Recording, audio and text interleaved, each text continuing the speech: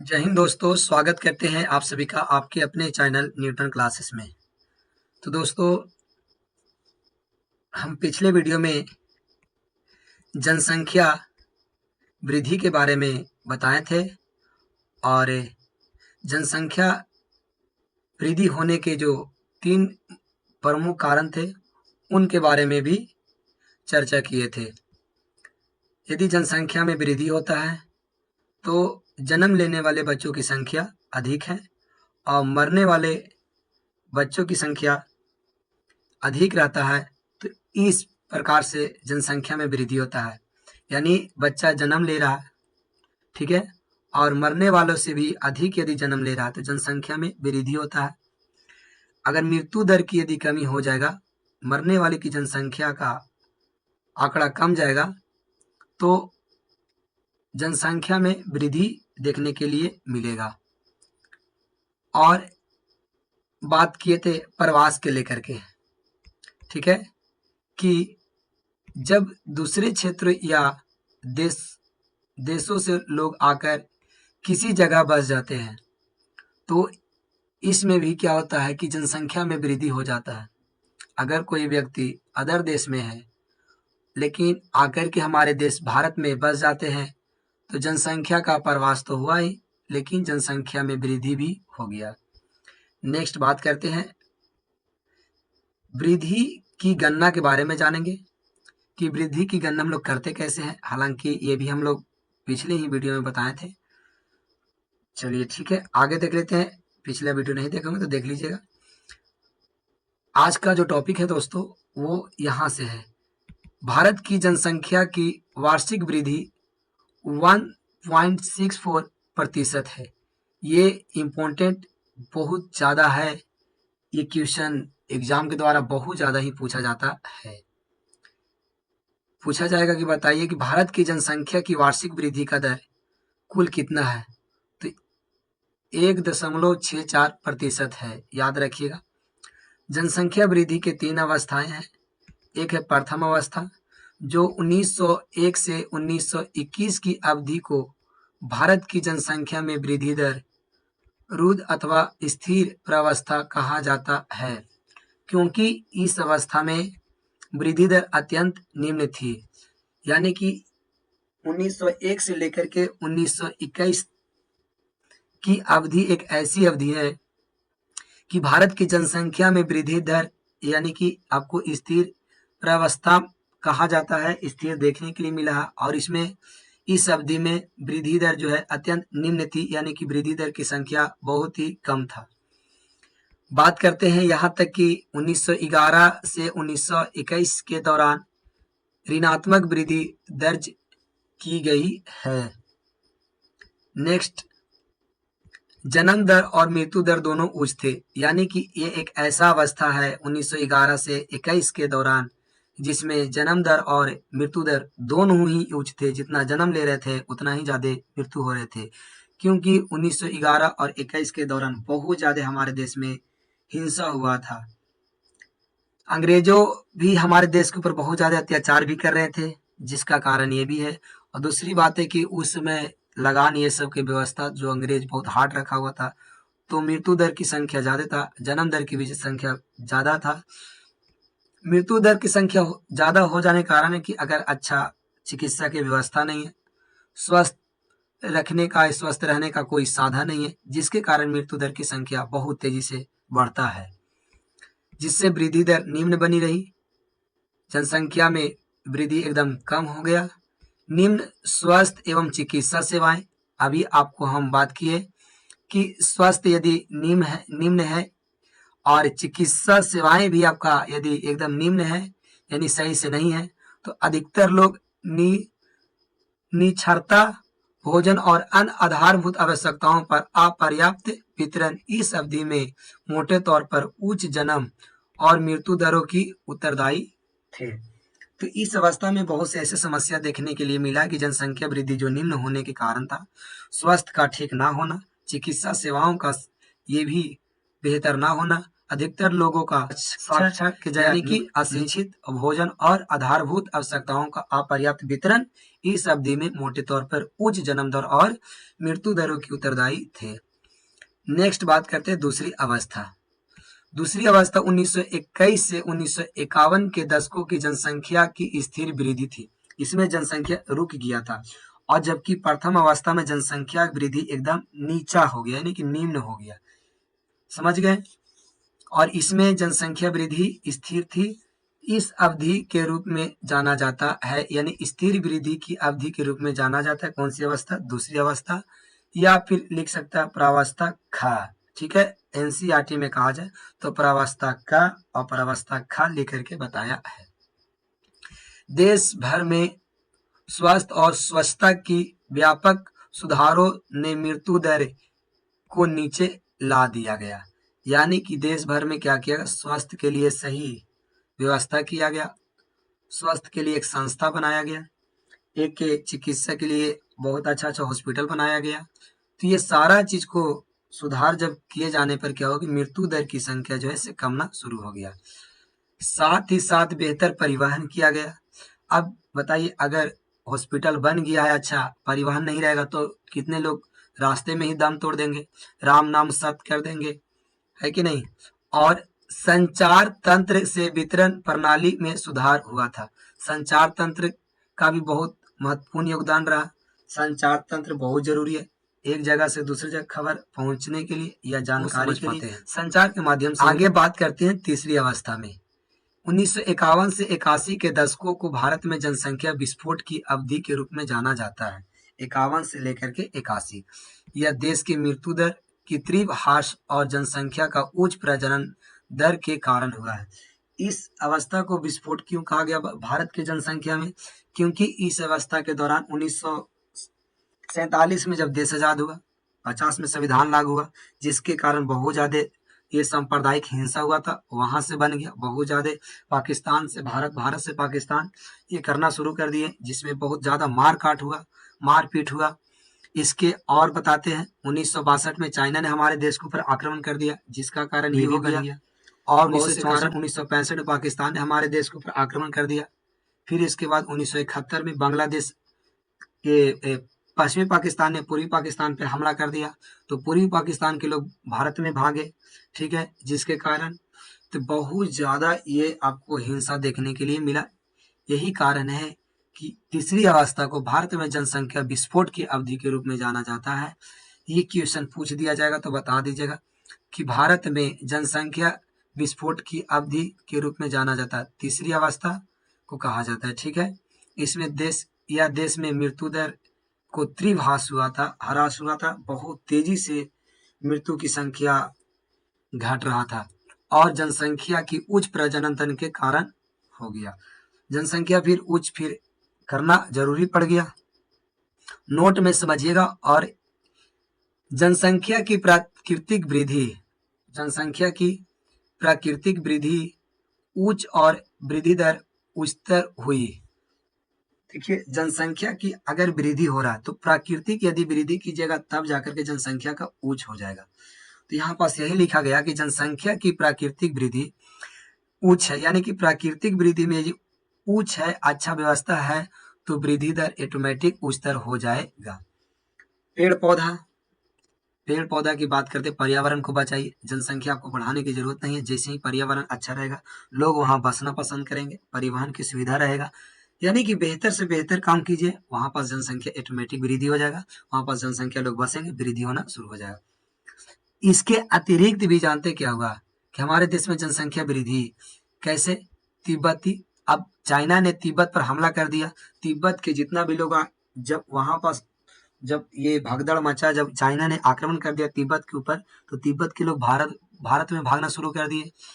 बांग्लादेशियों पूर्वी पाकिस्तान ने पश्चिमी पाकिस्तान ने पूर्वी पाकिस्तान यानी बांग्लादेश पर हमला किया, तो बांग्लादेश के लोग कहाँ भागे? भारत में आके भाग गए। नेपाल को देश में लाने वाले बढ़ते अंतर्राष्ट्रीय प्रवास और यहाँ तक कि पाकिस्तान से आने वाले लोगों ने भी उच्च वृद्धि दर का योगदान दिया है। पाकिस्तान से भी लोग हमारे देश में काफी मात्रा में आ गए, तो जनसंख्या वृद्धि ये हो गया।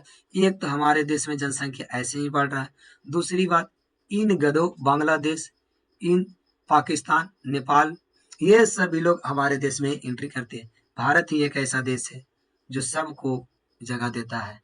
और देखिए, भारत माँ यानी माँ के गोद में आने के बाद सबको जगह मिल जाता है। पाकिस्तान को भी जगह मिल जाता है। इन पाकिस्तान गधों को पता नहीं है कि तुम किस देश में आए हो। ये एक ऐसा देश है कि सांप को भी, जबकि पता है कि जहरीला सांप काट देने से मौत हो सकता है, लेकिन हम लोग सांप को भी क्या करते हैं, हमारा सभ्यता संस्कृति जो है वो हम लोग सांप को भी, जहरीला जैसे सांप को भी हम लोग दूध पिलाते हैं। चलिए, जनसंख्या की वृद्धि बारे में इतना आप जान गए हैं। 2025 ईस्वी तक भारत की जनसंख्या 135 करोड़ 2025 ईस्वी तक भारत की जनसंख्या 135 करोड़ को स्पर्श करेगी। भारत में जनसंख्या बहुत तेजी से बढ़ रहा है। रीजन भी है कि हमारे देश के प्रधानमंत्री नरेंद्र मोदी जी कहते हैं हम दो हमारे दो, लेकिन हमारे देश के लोग, जनता क्या कहते हैं मोदी जी से, हम दो तुम गिन लो। यानी जनसंख्या बढ़ाने में लगे हुए।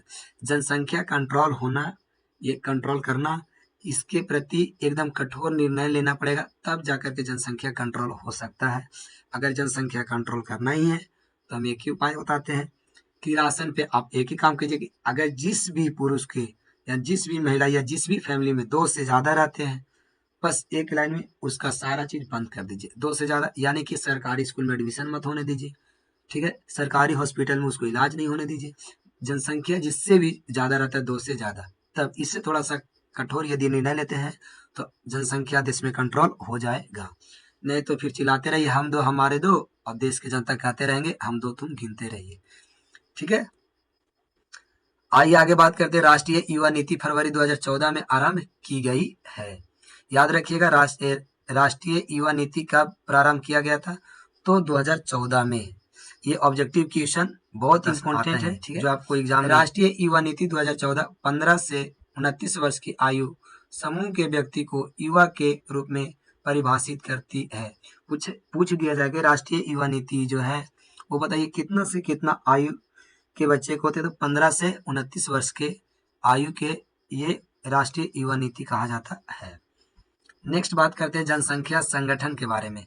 साधारण भाषा में कहे तो जनसंख्या संगठन का अर्थ है कि किसी क्षेत्र या देश राज्य में रहने वाले लोगों की विशेषताओं का ढांचा को बताता है जनसंख्या संगठन।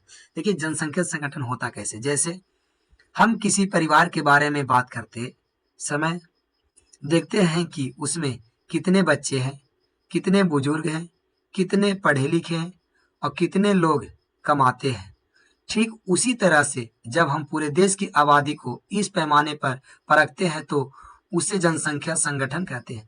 यानी कि जिस परिवार को आप देखें कि किसी परिवार की बात करने की बात आया तो आप सबसे पहले क्या देखें कि कितने बच्चे उसमें हैं और कितने बुजुर्ग हैं और कितने पढ़े लिखे हैं, कितने लोग कमाते हैं। ठीक उसी तरह से देश की आबादी को भी देखा जाता है कि कितना यहाँ पास बच्चे हैं, कितने बुजुर्ग हैं, कितने पढ़े लिखे, कितने शिक्षित वर्ग के लोग हैं, कितने लोग कमाते हैं, कितने बेरोजगार है, कितने की सरकारी नौकरी है। ये सारे देश को ऊपर देखा जाता है। इसी को हम लोग बोलते हैं जनसंख्या संगठन। उम्मीद करते हैं कि आप लोग समझ गए होंगे। आगे बात करते हैं ग्रामीण नगरीय संगठन। ग्रामीण नगरीय संगठन से तात्पर्य जनसंख्या को उनके निवास स्थान जैसे गांव, शहर, ठीक है। देखिए, ग्रामीण से नगरीय में अगर संगठन होता है तो उसका मुख्य जो है क्या है, सबसे पहले जो है उसका व्यवसाय। ग्रामीण में क्या होता है कि व्यवसाय नहीं मिल पाता है, काम करने के लिए कोई ऐसा नहीं मिल पाता है, जिसके कारण से ग्रामीण को छोड़ करके लोग नगर में काम करने के लिए जाते हैं, कुछ पैसे कमाने के लिए जाते हैं। किसी का शौक नहीं रहता है कि गुलामी करे और बाहर जाकर के वो भी 12 घंटा 10 घंटा ड्यूटी करके भी वो, ये सब क्या है, ग्रामीण में सुविधा ना होने के कारण लोगों को नगरीय में जाना पड़ता है। तो आगे कहता है कि उनका मुख्य व्यवसाय के आधार पर बांटने से है। साधारण भाषा में यह बताया है कि कितने लोग खेती बाड़ी यानी ग्रामीण से जुड़े हैं, कितने लोग उद्योग व्यापार या सेवाओं नगरीय से लगे हैं। यह जनसंख्या के भौगोलिक व सामाजिक ढांचे का अंतर दर्शाता है। तो ये जनसंख्या संगठन का मुख्य बिंदु है। तो ये आप लोग समझ गए, ठीक है। ग्रामीण से नगरीय संगठन क्या बताता है? ग्रामीण तो हो गया कि जितना लोग ग्रामीण इलाका में खेती बाड़ी करते तो ग्रामीण से जुड़ गए, और जो लोग उद्योग और व्यापार सेवाओं करते वो नगरीय से लगे, वो नगरीय से जुड़ गए। यही बताता है ग्रामीण से नगरीय संगठन। और एक है ग्रामीण से नगरीय संगठन कि अगर लोग ग्रामीण से नगरीय में जाते हैं तो व्यवसाय के लिए जाते हैं, ठीक है। व्यवसाय यानी कि उनका खेती बाड़ी नहीं है तो वो क्या करेंगे? औद्योगिक में काम करेंगे, सेवाएं करेंगे।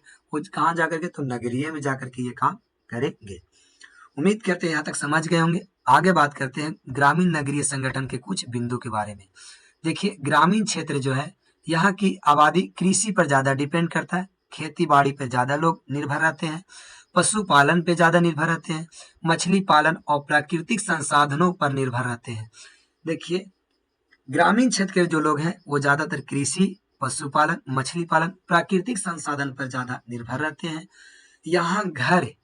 यहाँ घर कम घने होते हैं और जीवन शैली बहुत सरल देखने के लिए मिलेगा ग्रामीण इलाका में।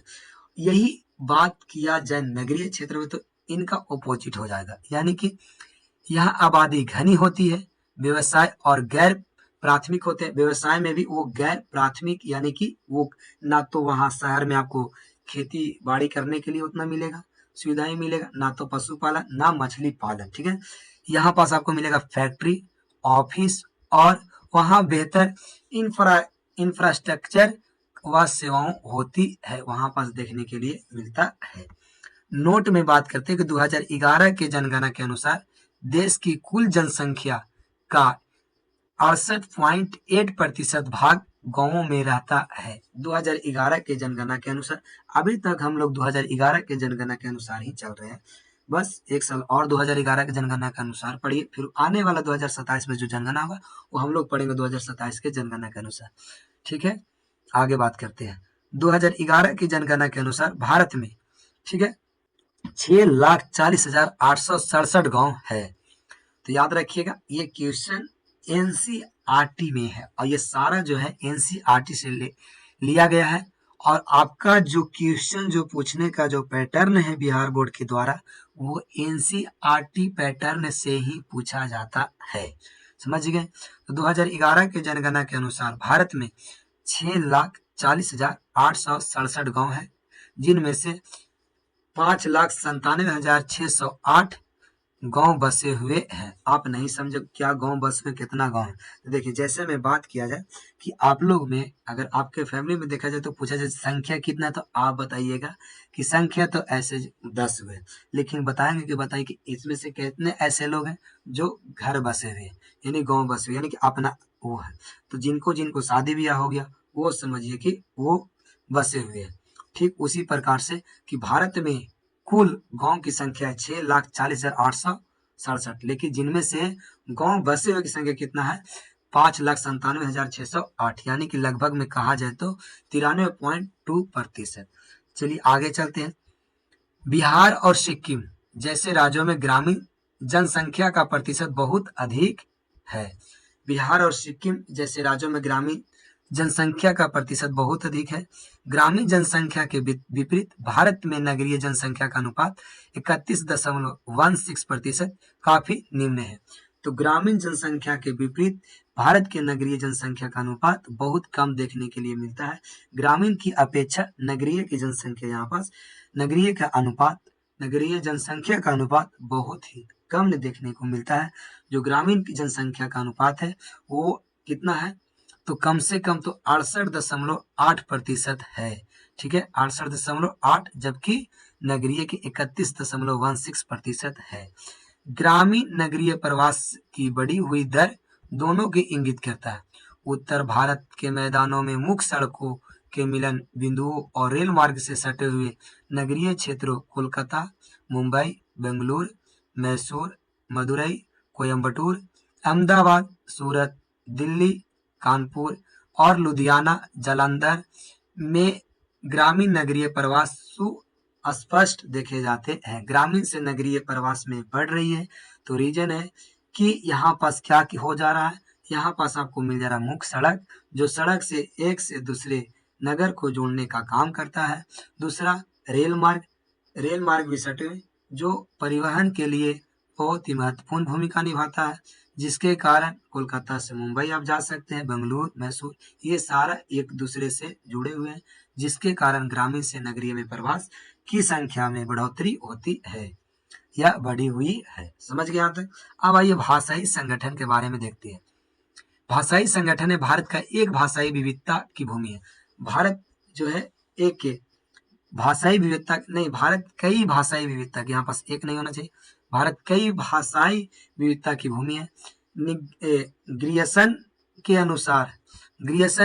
अनुसार इनका कहना था कि देश में 179 भाषाएं और 544 के लगभग बोलियां हैं। यानी कि भारत में भाषाई सर्वेक्षण जो है 1903 से 1928 तक किया गया था, जिसमें बताया गया था कि देश में 119 भाषाएं हैं और कम से कम लगभग बोली जाने वाली जो है वो 544 भाषा है। ठीक है। आधुनिक भारत के संदर्भ में 22 भाषाएं अनुसूचित है। यानी कि भारतीय संविधान के अनुसार देखा जाए अनुसूचित यानी 8, ठीक है, अनुसूचित 8 में 22 भाषा की चर्चा है और अनेक भाषाएं गैर अनुसूचित में रखा गया है। अनुसूचित भाषाओं में हिंदी बोलने वालों का प्रतिशत सर्वाधिक है। तो भारत में सर्वाधिक बोली जाने वाली भाषा कौन सा है? वो हिंदी है। आइए हम लोग नेक्स्ट बात करते हैं भाषाई वर्गीकरण। भारतीय भाषाओं के बोले जाने वाला 4 भाषा परिवारों से जुड़े हुए हैं। आइए हम आपको दिखाते हैं 4 वो कौन कौन से भाषा है। तो देखिए 4 भाषा ये रहा, 1 मिनट टाइम दीजिए, हम आपको दिखा दे रहे हैं। ये रहा 4 भाषा। यहाँ से एग्जामिनर फिक्स है कि 1 नंबर का जरूर पूछता है। ठीक है। आधुनिक, यहाँ पास आप देख सकते हैं 1 मिनट, यहाँ पास आप देख सकते हैं आधुनिक भारतीय भाषाओं का वर्गीकरण। ठीक है। यहाँ पास देखिए आस्ट्रिक कितना है 1 मिनट।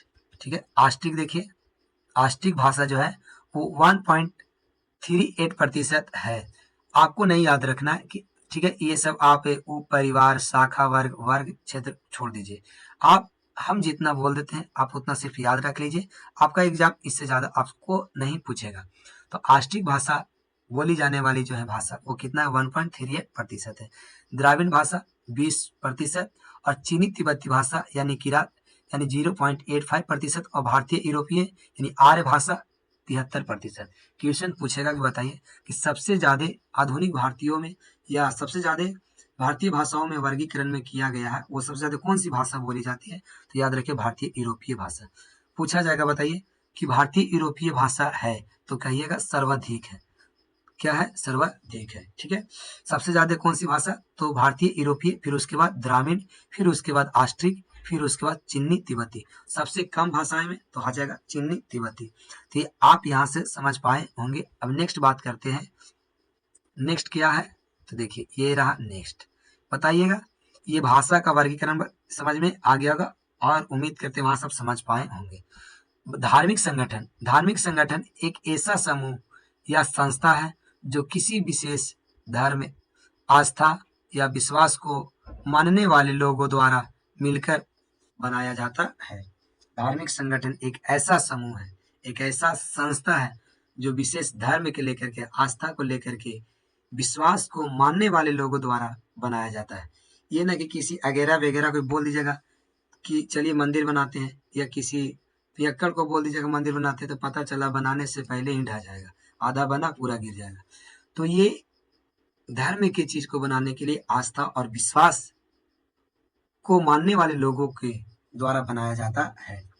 इसका मुख्य उद्देश्य पूजा पाठ की व्यवस्था करना और धार्मिक शिक्षा देना और आध्यात्मिक मार्गदर्शन प्रदान करना। ठीक है। सामुदायिक सेवा करना होता है, जैसे मंदिर, मस्जिद, चर्च और आश्रम। इसमें सामुदायिक सेवा भी होते हैं। देखते हैं कीर्तन भजन होते हैं, पूजा पाठ होता है, तो कभी कभी लंगर का व्यवस्था होता है, तो सभी को बैठा करके शांतिपूर्ण ढंग से खिलाया जाता है। चलिए आगे बात करते हैं। श्रमजीवी जनसंख्या का संगठन। आर्थिक स्तर की दृष्टि से भारत की जनसंख्या को 3 वर्गों में बांटा जाता है, जिनके नाम है एक मुख्य श्रमिक और दूसरा नाम है सीमांत श्रमिक। ठीक है।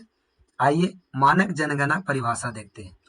मूक श्रमिक वह व्यक्ति है जो एक वर्ष में कम से कम 183 दिन या 6 महीने काम करता है, उसको मूक श्रमिक में डाला जाता है।